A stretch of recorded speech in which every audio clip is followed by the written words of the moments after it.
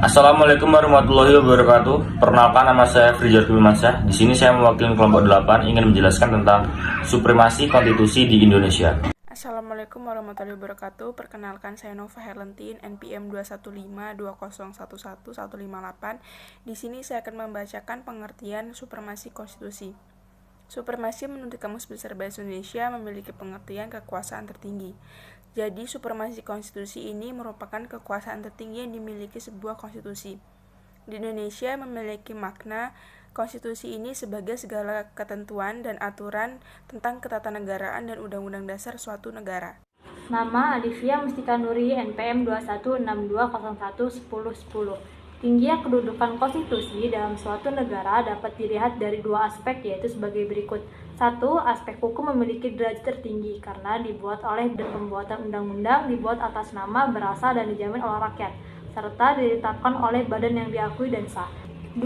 Aspek moral. Konstitusi berada di bawah nilai-nilai moral sehingga boleh bertentangan dengan nilai-nilai universal dan etika moral. Sebagai hukum tertinggi, konstitusi harus dilakukan oleh seluruh penyelenggara negara dan segenap warga negara tanpa terkecuali. Supremasi konstitusi mengharuskan setiap lembaga penyelenggara negara dan segenap warga negara melaksanakan UUD atau konstitusinya. Lembaga yang dibentuk oleh konstitusi tidak membuat kedudukannya lebih tinggi dari penyelenggara negara lain. Supremasi konstitusi dimaksudkan bahwa konstitusi dijadikan sumber tertib hukum yang tertinggi dalam suatu negara, atau disebut juga dengan the supreme law of the land. Oleh karena konstitusi merupakan the supreme law of the land, maka untuk mengubah atau mengamandemen suatu konstitusi harus digunakan cara yang khusus. Untuk mengubah konstitusi, prosedurnya lebih ketat dan sulit dibandingkan prosedur mengubah undang-undang. Lembaga yang diberi kewenangan untuk mengubah konstitusi juga khusus yang secara jelas disebutkan dalam konstitusi. Di Indonesia, lembaga yang diberi kewenangan mengubah konstitusi adalah Majelis Musyawaratan Rakyat. Assalamualaikum warahmatullahi wabarakatuh. Perkenalkan, nama saya Muhammad Ali Kurniawan, NPM 2152011118. B. Latar belakang amandemen UUD 1945. UUD 1945 memiliki kedudukan tetap dan melekat bagi negara Republik Indonesia. Oleh sebab itu, pembukaan UUD 1945 tidak dapat diubah oleh siapapun, termasuk DPR dan MPR, sesuai dengan sifat konstitusinya pasal 3 dan pasal 37 UUD 1945 meniadakan Republik Indonesia. Assalamualaikum warahmatullahi wabarakatuh. Nama saya Muhammad Taufikur Rahman, NPM 21120111386. 1. Sumber dari motivasi dan inspirasi perjuangan dan tekad bangsa Indonesia. 2. Sumber dari cita-cita hukum dan cita-cita moral yang ingin ditegakkan dalam lingkungan internasional maupun nasional. Assalamualaikum warahmatullahi wabarakatuh. Nama saya Rizky Maulana Akbar, NPM 21120111480. Saya dari kelompok 8, kelompok yang membahas tentang supremasi konstitusi di Indonesia. Berikut saya akan menjelaskan tentang tujuan perubahan Undang-Undang Dasar 1945.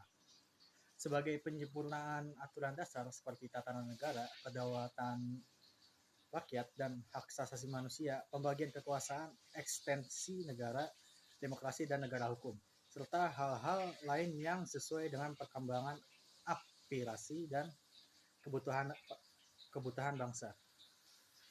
Pada saat Undang-Undang Dasar 1945 diamandemenkan dengan kesepakatan diantaranya tidak mengubah pembukaan Undang-Undang Dasar 1945, akan tetapi mempertahankan susunan ketatanegaraan, kesatuan atau selanjutnya lebih dikenal sebagai Negara Kesatuan Republik Indonesia, serta mempertegas sistem pemerintahan presidensial.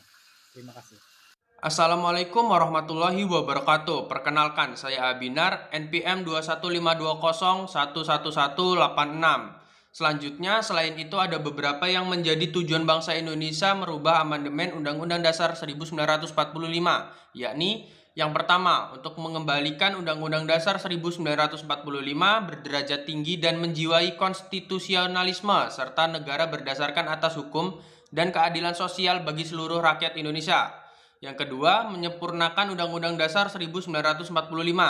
Yang ketiga, menciptakan era baru dalam kehidupan bermasyarakat, berbangsa, lebih berkeadilan sosial dan lebih berkemanusiaan sesuai dengan komitmen bangsa Indonesia. Nama Muhammad Husin Atang, NPM 21520111188. C. Perubahan ketatanegaraan dari supremasi institusi ke supremasi konstitusi. Setelah UUD 1945 diamandemen, MPR menjadi lembaga negara setara dengan lembaga tinggi negara lainnya, sehingga tidak ada lembaga negara tertinggi. Dengan demikian, MPR tidak lagi menjadi lembaga yang berwenang untuk menetapkan GBHN. Tatanan politik baru ini menjadikan rakyat melalui pemilihan langsung diasumsikan sebagai kontrol terhadap pilihannya. M. Fadlur Rahman Akbar, MPN 2152011060. Hukum dilaksanakan berdasarkan undang-undang, walaupun sudah ada Undang-Undang Nomor 25 Tahun 2004 tentang Sistem Perencanaan Pembangunan Nasional dan UU Nomor 17 2007 tentang Pembangunan Jangka Panjang 2005-2025. Namun UU itu tidak dapat dilaksanakan setelah dibuatkan peraturan pemerintahnya.